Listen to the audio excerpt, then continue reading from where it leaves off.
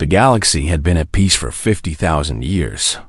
The Galactic Council ruled over 12 great empires, and no one dared to challenge their power. They had conquered worlds, destroyed civilizations, and built an empire that stretched across 1,000,000 stars. They believed they were the masters of everything. Then they found Earth. Humanity was young. They had only been traveling among the stars for 300 years. Their ships were small. Their weapons were weak. Their colonies were few. The council looked at them and saw nothing worth fearing. Admiral Jack Morrison stood on the bridge of the starship Liberty and watched the stars pass by. He was a tall man with gray hair and tired eyes. He had served in the fleet for 40 years, and he had seen many things. But nothing had prepared him for the message that came through on that cold morning. The communication officer turned to him with a pale face. "Sir, we are receiving a distress signal from New Haven Colony." New Haven was a small world on the edge of human space. It was a peaceful place where farmers grew crops and teachers taught children. 20,000 families lived there. Jack's daughter Claire was one of them. She worked at the colony school, teaching young children how to read and write. "Put it through," Jack said. The screen flickered and a face appeared. It was a young man, covered in blood and dust. Behind him, buildings were burning. The sky was filled with fire. "This is New Haven Colony," the man said, his voice breaking. "The Zelthari fleet appeared without warning. They began bombing us from orbit. We have no defenses. We have no weapons. Please, someone help us. There are children here. There are families. Please." The transmission cut to static. Jack stood frozen. His hands gripped the rail so hard that his knuckles turned white. Claire was down there. His little girl, who used to sit on his knee and ask him to tell her stories about the stars. She was down there, and the sky was falling. "Get us to New Haven," he said quietly. "Maximum speed." The Liberty raced across space, but space was vast and time was cruel. When they arrived, there was nothing left. The cities were gone. The farms were burned. The school where Claire had taught was a crater in the ground. 2 million people had lived on New Haven. The Zelthari had killed them all in a single night. Jack walked through the ashes of the colony. He found Claire's identification badge half buried in the rubble. He picked it up and held it in his hands. He did not cry. He was beyond tears. Something inside him had gone cold and hard, like iron forged in fire. Back on Earth, the news spread quickly. Every screen on every world showed the images of New Haven. Families gathered in their homes and watched in silence. Mothers held their children close. Fathers clenched their fists. The whole human race felt the same grief, the same anger, the same terrible question. Why? Ambassador Kate Sullivan was a woman of 50 years. She had spent her whole life working for peace. She believed that words could solve any problem, that understanding could bridge any gap. But as she stood before the Galactic Council, she felt something new burning inside her. The council chamber was enormous. 12 great thrones stood in a circle, each one holding a representative of the ancient empires. The Zelthari High Chancellor, a creature called Varth, sat on the tallest throne. His skin was gray and scaled, and his eyes were cold like winter ice. "You have requested an audience," Varth said. His voice was deep and echoed through the chamber. "Speak quickly. We have important matters to discuss." Kate stepped forward. Her voice was steady, but her hands trembled at her sides. 3 days ago, your forces attacked the human colony of New Haven. 2 million of our people were killed. Men, women, and children. They had no weapons. They had no warning. They died screaming while your ships rained fire from the sky. Varth waved one clawed hand dismissively. The territory was designated for Zelthari expansion. The creatures living there were an inconvenience. They had been removed. They were not creatures, Kate said. They were people. They had families. They had dreams. They had names. They were lesser beings, another council member said. Your species is young and insignificant. You have no standing to challenge the decisions of the council. Know your place, human. Laughter echoed through the chamber. The 12 representatives looked at Kate with amusement in their eyes. To them, she was nothing. Humanity was nothing. A small species on a small world, easily crushed and quickly forgotten. Kate felt the anger rise inside her. She thought of the images from New Haven. She thought of the children who had died in their beds, the parents who had tried to shield their babies with their own bodies. She thought of every human who had ever looked up at the stars and dreamed of friendship with other worlds. Those dreams were dead now. You have made your choice, Kate said. Her voice was quiet but clear. Now we will make ours. She turned and walked out of the chamber. The council members watched her go with smiles on their faces. They did not understand what had just happened.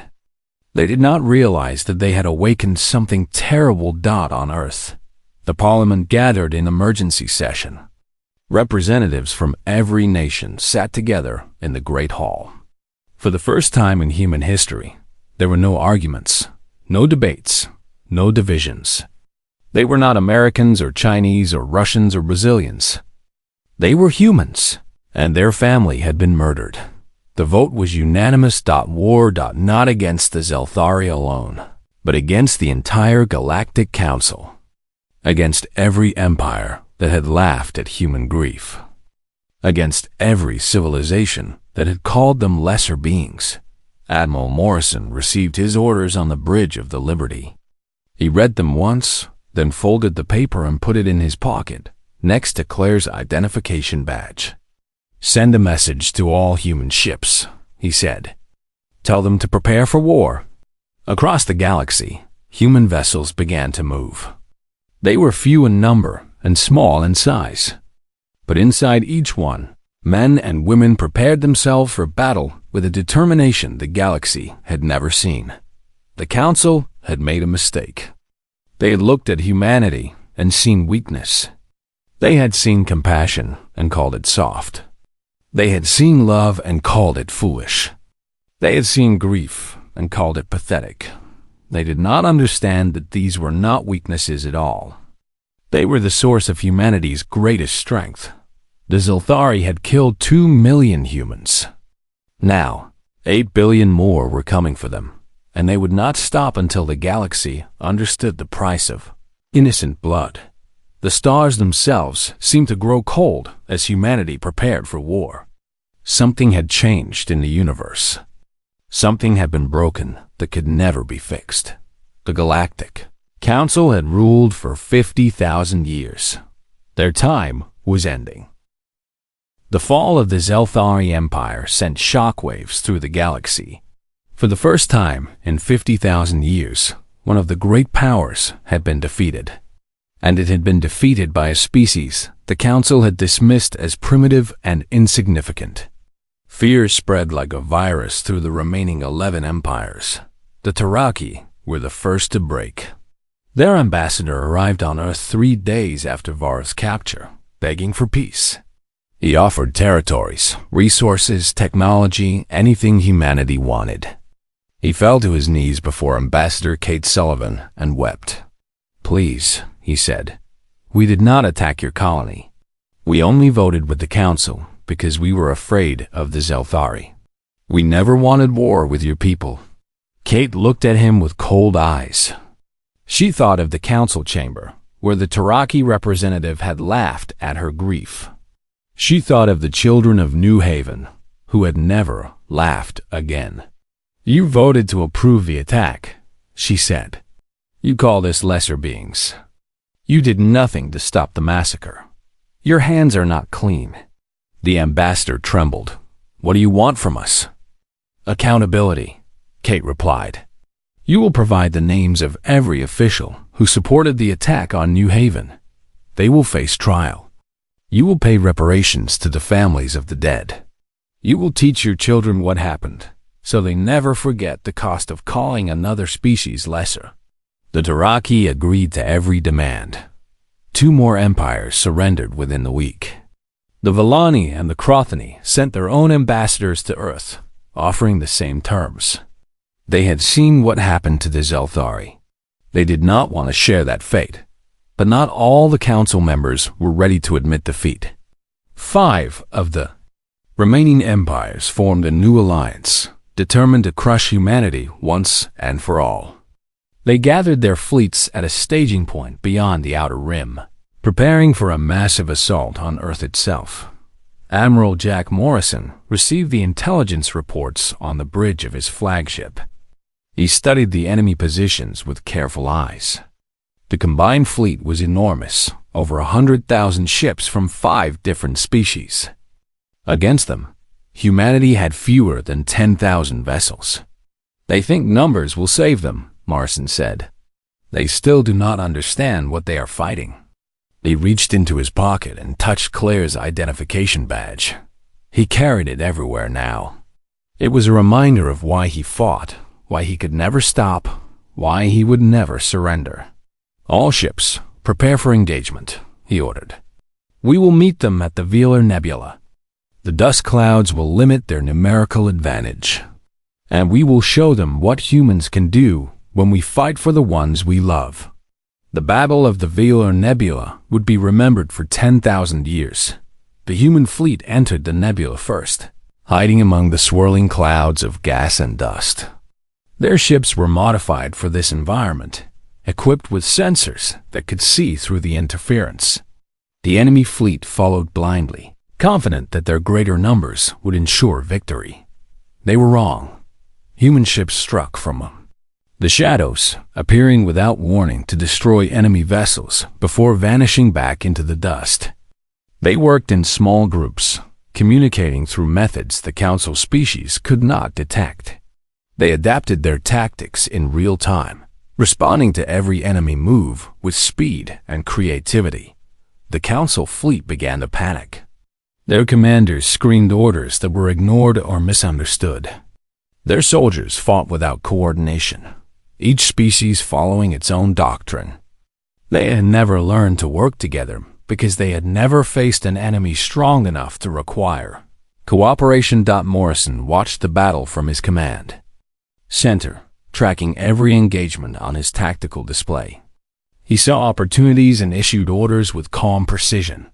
He sent ships where they were needed, pulled back forces that were overextended, and exploited every weakness in the enemy formation. They are breaking, his tactical officer reported. Their center is collapsing.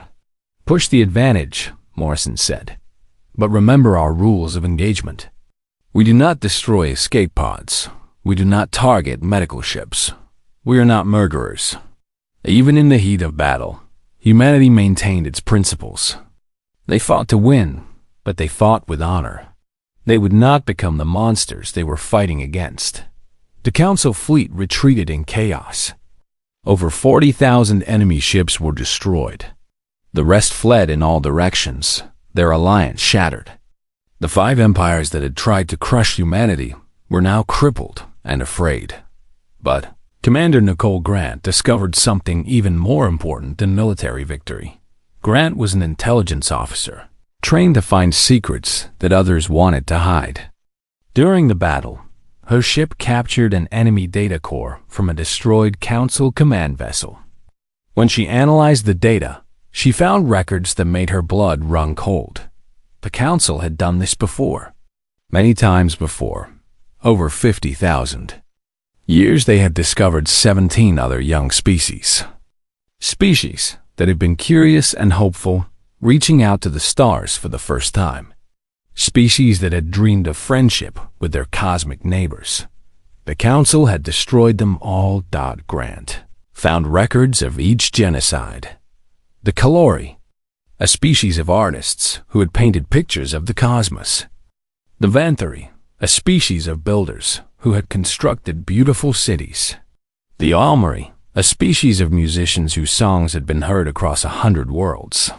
All gone, all murdered, all erased from history. The humans were not the first to suffer at the hands of the Council. They were simply the first to survive. Grant brought her discovery to Admiral Morrison. He read the records in silence, his face growing pale. Then he handed the data to his communications officer. "Broadcast this on every channel," he said. "Every civilization in the galaxy needs to see what the Council has done. Let them know the truth about their masters." The broadcast reached 1 trillion beings across 1,000 worlds. Species that had served the Council for millennia discovered that they had been serving murderers. Civilizations that had believed the Council was wise and just learned that it was built on a foundation of blood. Rebellions began on 100 planets. Oppressed peoples rose up against their overlords. Species that had been silent for thousands of years finally found their voices. Dr. Laura Bennett developed a new technology on Earth. It was a device that could transmit memories directly into the minds of other beings. She loaded it with the experiences of New Haven survivors, the last moments of people who had died in the attack. "Let them feel what they caused," she said. "Let them understand why we will never stop fighting." The device was used on captured Council leaders. They experienced the terror of children watching their parents die.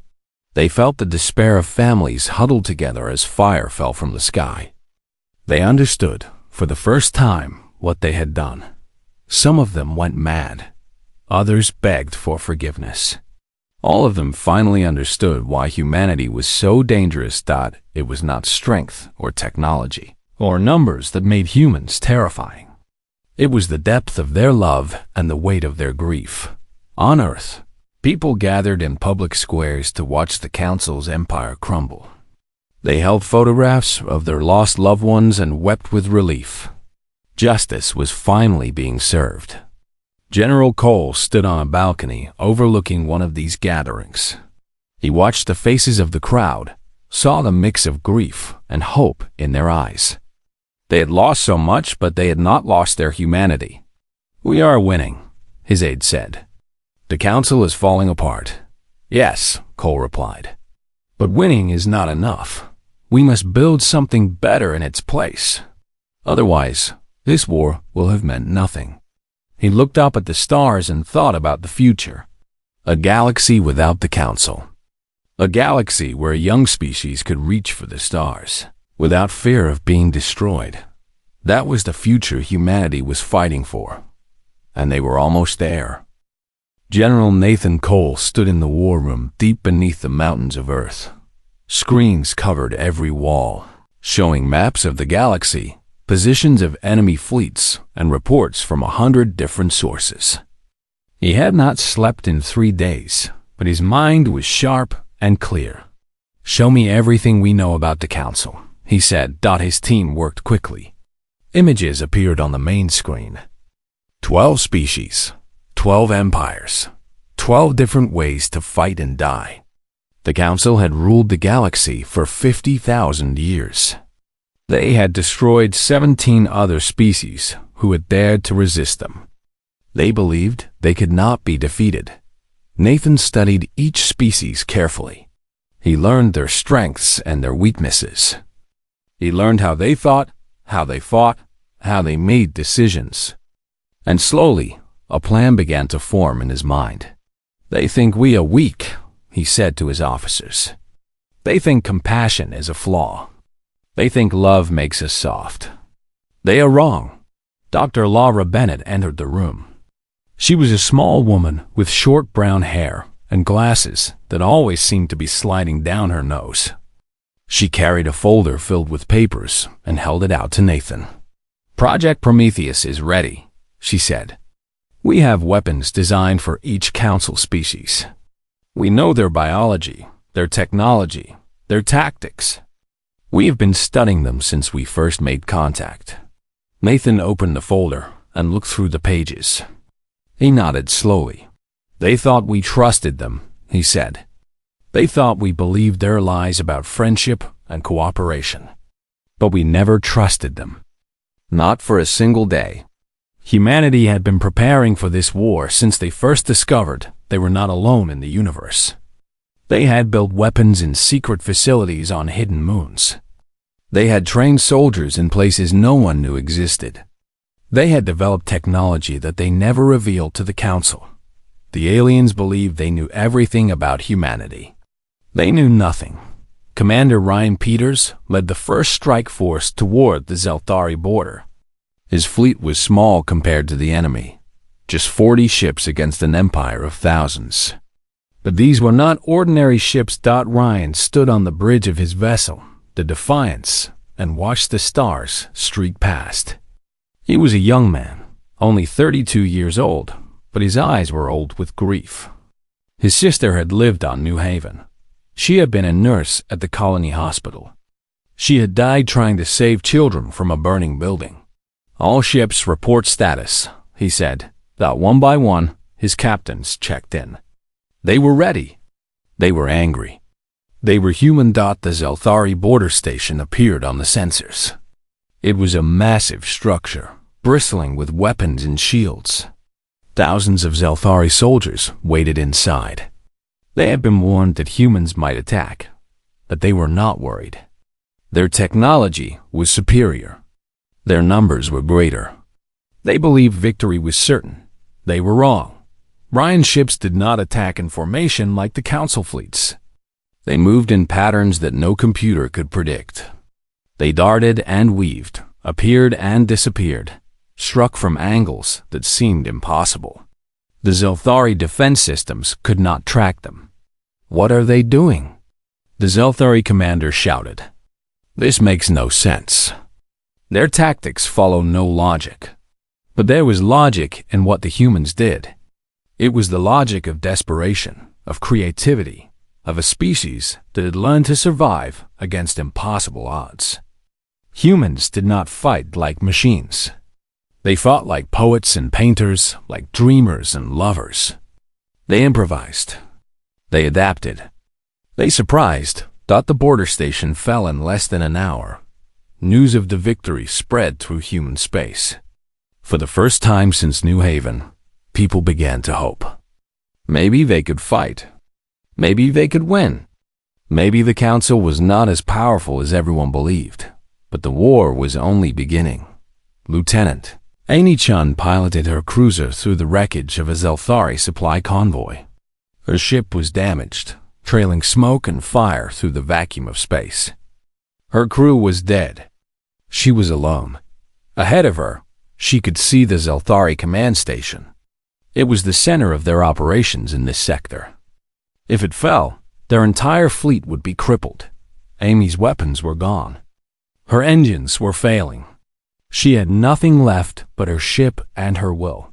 She opened a channel that she knew the Zelthari would hear. "My name is Amy-chan," she said. "I was born in San Francisco on Earth. I had a mother who loved to garden and a father who told terrible jokes. I had a boyfriend named Kevin who wanted to marry me someday. I had a life and dreams and hopes for the future." The Zelthari commander listened in confusion. Why was this human talking about such things? "Your people took all of that away," Amy continued. "Not from me. From 2 million others on New Haven. You took their gardens and their jokes and their weddings and their futures. You took everything." Her ship was accelerating now, heading straight for the command station. "So now I am going to take something from you." The Zelthari tried to stop her. They fired every weapon they had. But Amy flew through the barrage like a ghost, dodging and weaving with skill born of desperation. Her ship was falling apart around her, but she did not stop. "For New Haven," she said. Her cruiser struck the command station at full speed. The explosion lit up the void like a new star. When the light faded, the station was gone. Amy-chan was gone too. But her sacrifice had crippled the Zelthari fleet in that sector. Thousands of enemy ships were now blind and confused. Easy targets for the human forces that followed. The Council began to understand that they had made a terrible mistake. In the Great Chamber on their home world. The 12 representatives gathered to discuss the war. For the first time in centuries, there was fear in their voices. How are they doing this? Demanded the representative of the Voreni. They are a young species. They have few ships. Their technology is primitive. How are they defeating our forces? High Chancellor Vara stood silent for a long moment. He had studied the reports from the front lines. He had watched recordings of human attacks, and he had begun to see something that terrified him. They do not fight to win, he said slowly. They fight to hurt us. They do not care if they die. Every human soldier believes their death has meaning if it causes us pain. That is madness, another council member said. No, Varth replied. That is love. They love their dead so much that they are willing to die to avenge them. We killed 2 million of their people. Now 8 billion more are willing to sacrifice everything to make us pay. The council chamber fell silent. They had conquered 17 species over 50,000 years. They had never faced anything like this. They had never faced a species that fought harder because of love, not despite it. On Earth, General Cole received reports of another victory. Human forces had pushed deep into Zelthari territory. The enemy was retreating on every front. But Cole did not smile. This is only the beginning, he said. The council will unite against us. They will bring all their power to bear. We must be ready. He looked at the map of the galaxy. 12 empires. Billions of soldiers. Countless ships. And against them, just one small species from one small world. But that small species carried something the council could not defeat. They carried the memory of New Haven. They carried photographs of the dead. They carried love and grief and a determination that burned brighter than any star. The galaxy had never seen anything like humanity, and the galaxy was about to learn what humans were truly capable of.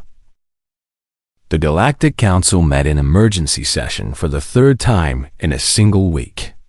This had never happened before in 50,000 years of history. The 12 representatives sat on their great thrones, but their faces were pale with fear and confusion. High Chancellor Varath slammed his clawed fist against the arm of his throne. How? He demanded. How have these primitives advanced so quickly? 6 months ago, they had no military to speak of.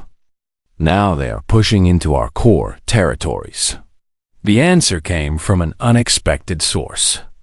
A Zelthari intelligence officer stepped forward, trembling before the council. Your Excellency, she said, we have discovered something disturbing. The humans have been preparing for this war for over 100 years. They built weapons in secret. They trained soldiers in hidden facilities. They developed technology they never revealed to us. The chamber fell silent. They never trusted us, the officer continued. From the moment they first made contact, they assumed we would eventually try to destroy them. Everything they showed us was a lie. Their true capabilities are far beyond what we believed. Vorith's scales turned pale gray, the Zelthari sign of deep shock. They deceived us. For 100 years, they smiled and traded and pretended to be friends, while they prepared for war. Yes, Your Excellency. And there is more. The officer pressed a button, and images appeared on the great screen. These are recordings from our defeated fleets. Watch how the humans fight. The council watched in silence as human ships danced through space, moving in patterns no computer could predict. They saw human soldiers charge into enemy lines without hesitation, willing to die if it meant taking one more enemy with them. They saw commanders sacrifice their own vessels to protect their crews. They do not fight like any species we have ever encountered, the officer explained. Their tactics are based on creativity and sacrifice. Each soldier thinks independently. Each ship adapts to changing conditions. They do not follow orders blindly. They make decisions based on something we cannot understand. "What is this thing you cannot understand?" Varath asked. The officer hesitated. "Love, Your Excellency. They fight for love of their dead. They fight for love of each other. Every human in their fleet carries a personal reason for fighting. A lost child, a murdered parent, a friend who died on New Haven. This love makes them unpredictable and incredibly dangerous." Captain Daniel Harris led the assault on Zelther Prime itself. His fleet had traveled for 3 months to reach the heart of the enemy empire. Behind him came 50,000 human soldiers, gathered from every nation on Earth. Harris stood on the bridge of his ship and looked at the world ahead. It was a dark planet, covered in gray cities and black factories. This was the home of the species that had murdered 2 million innocent people. "All ships, prepare for orbital insertion," he ordered. "Ground forces, get ready to deploy." His crew was a mix of humans from across Earth. Americans worked beside Russians. Chinese soldiers stood next to Brazilians. Germans, Indians, Japanese, Nigerians, they all served together without conflict. The old divisions of Earth meant nothing now. They were all human. That was all that mattered. Sergeant Megan Lopez checked her rifle one final time.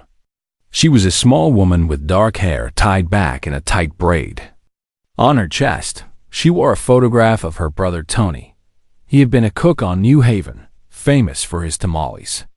He had died trying to help evacuate children from the colony. "Listen up," she said to her squad. "We are not here to conquer. We are not here to destroy everything. We are here to bring justice. We take down their military. We capture their leaders. We do not harm civilians. We are better than them. We are human." Her squad nodded. They understood. This war was about accountability, not revenge. The Council had to answer for what they did. But humanity would not become the monsters they were fighting. The assault began at dawn, measured by Earth time. Human ships descended through the atmosphere of Zelther Prime, fighting through anti-aircraft fire and defensive shields. The sky was filled with explosions and burning wreckage. On the ground, human soldiers poured out of landing craft and advanced into the capital city. The Zelthari defenders fought hard, but they were confused and afraid. They had never seen an enemy so determined. Megan led her squad through the streets, moving from building to building. They encountered Zelthari civilians huddled in shelters, terrified of what the humans would do to them. "Do not harm them," Megan ordered. "Give them food and water. Show them we are not like their leaders." Her soldiers obeyed. They handed out rations to hungry Zelthari children. They treated wounded civilians. They showed kindness to an enemy species, even as they fought to defeat their military. The Zelthari civilians watched in disbelief. They had been told that humans were savage beasts, barely intelligent, driven only by violence. But these soldiers were gentle with children and respectful to elders. They were nothing like the propaganda had claimed. High Chancellor Varus sat in his palace, surrounded by his personal guards. Reports came in from across the city. The humans were advancing on every front. His defenses were crumbling. His generals were dead or captured. "How is this possible?" he whispered. "We are the masters of the galaxy. We have ruled for 50,000 years. We cannot be defeated by these creatures." But they were being defeated. And in his heart, Varth began to understand why. The humans were not fighting for territory or resources or power. They were fighting for something much more dangerous. They were fighting for their dead. Every soldier in that advancing army carried the memory of New Haven like a fire in their chest. That fire could not be extinguished. The palace doors exploded inward. Human soldiers poured through the gap, moving with speed and precision. Voreth's guards raised their weapons, but they were cut down in seconds. Captain Harris walked through the smoke and dust, his rifle held ready. He stopped in front of Voreth's throne and looked up at the creature that had ordered the deaths of 2 million innocents. High Chancellor Varth, Harris said, by the authority of the United Earth Government, you are under arrest for crimes against humanity. You will be taken to Earth to stand trial. The families of those you murdered will judge you. Varth stared at the human with cold eyes. You think you have won? The Council will unite against you. They will crush your pathetic species. Harris shook his head. You still do not understand. We are not afraid of the Council. We are not afraid of death. We are afraid of nothing. And that is why you have already lost. The Zelthari government fell in 17 days. It was the fastest conquest in galactic history. The remaining 11 council members watched from their distant worlds. Their confidence shattered. Humanity had done the impossible. They had brought down the most powerful empire in the galaxy, and they were not finished. On Earth, billions of people watched the news broadcasts. They saw Varth in chains, being led onto a ship that would carry him to face justice. They saw human soldiers helping Zelthari civilians rebuild. They saw the flag of Earth flying over the palace of their enemy. For the first time in months, people smiled. Not with joy, but with grim satisfaction. New Haven had been avenged. The murderers would face trial, but General Cole knew that the war was far from over. 11 empires still stood against humanity. The Council would fight back. They would try to destroy Earth and everyone on it. He looked at the map of the galaxy and began planning the next phase of the war. The humans were coming for the rest of the Council, and they would not stop until every crime had been answered. The war lasted 3 years. When it ended, the galaxy was a different place. High Counselor Mithis of the Vareni was the oldest living being in the known universe. He had served on the Galactic Council for over 8,000 years. He had seen empires rise and fall, stars born and die, species evolve and go extinct. He thought he had seen everything. He had never seen anything like humanity. Mithis requested a private meeting with Ambassador Kate Sullivan. It was held on a neutral station at the edge of what had once been council space. He arrived in a simple shuttle without guards or attendants. She came alone as well. They sat across from each other in a small room with windows that looked out at the stars. For a long moment, neither of them spoke. I have a question, Mithis finally said. His voice was ancient and tired, like wind through dry leaves.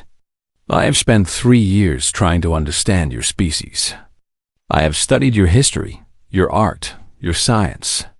I have watched recordings of your soldiers in battle. And still, I do not understand. Kate waited for him to continue. Why are you so terrifying? Mavis asked. You are not stronger than us. You are not faster. Your technology is impressive, but not superior. By every measure we use to evaluate species, you should be unremarkable. And yet, you have done what no one in 50,000 years has accomplished. You have destroyed the Council. Kate considered the question carefully. She thought about all the humans who had fought and died in this war. She thought about Amy Chun, flying her broken ship into an enemy station. She thought about the soldiers who had shown kindness to Zelthari civilians even as they conquered their world. She thought about the families on Earth who had sent their children to war and prayed for their return. We are not remarkable, she said finally. We are just human. That is not an answer. It is the only answer I have. Kate leaned forward. Let me ask you something. When you ordered the attack on New Haven, what did you think would happen? Mithis looked away. I did not order the attack. That was Vorth. But you voted to approve it. You sat in that chamber and called us lesser beings. What did you think we would do? We thought you would grieve, Mithis admitted. We thought you would be afraid. We thought you would submit, as every other young species has submitted. We thought your compassion was a weakness that would make you easy to control. Kate nodded slowly. That is where you made your mistake. You saw love and thought it made us weak. You were wrong. Love is what makes us fight. Love is what makes us sacrifice. Love is what makes us unstoppable. Oh. She stood and walked to the window, looking out at the stars.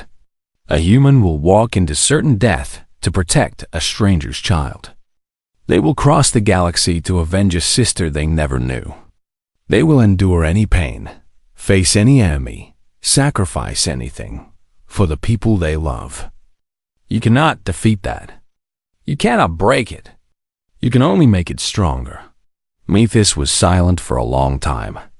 When he spoke again, his voice was barely a whisper. We never understood. In all our years, we never encountered love like this. Our species form bonds, but they are practical arrangements, alliances of convenience. We do not feel what you feel. Then I pity you, Kate said, because you will never know what it means to truly live. The final treaty was signed on Earth, in the Great Hall where the war had been declared 3 years earlier. Representatives from every surviving civilization gathered to witness the end of the Galactic Council and the birth of something new. Admiral Jack Morrison stood at the back of the hall, watching the ceremony. His hair had gone completely white during the war. His face was lined with exhaustion, but his eyes were clear and calm. Beside him stood his grandson, a boy of 7 years named after his lost daughter. The child held Morrison's hand and watched the proceedings with wide, curious eyes. "Grandpa," the boy said, "did we win?" Morrison knelt down so he could look into his grandson's face. "Yes, we won. But winning is not the most important thing." "What is the most important thing?" Morrison thought of Claire. He thought of all the others who had died on New Haven and in the battles that followed. He thought of the price humanity had paid for this moment. "The most important thing is remembering why we fought," he said. "We fought because we loved each other. We fought because we would not let the galaxy hurt our family. And now we must build a future where no one else has to fight like we did." The boy nodded seriously, not fully understanding, but sensing the weight of his grandfather's words thought in the Great Hall. Ambassador Sullivan delivered the closing statement. Her words were broadcast across the galaxy, heard by trillions of beings on countless worlds. "We did not fight because we hate you," she said. "We fought because we love them.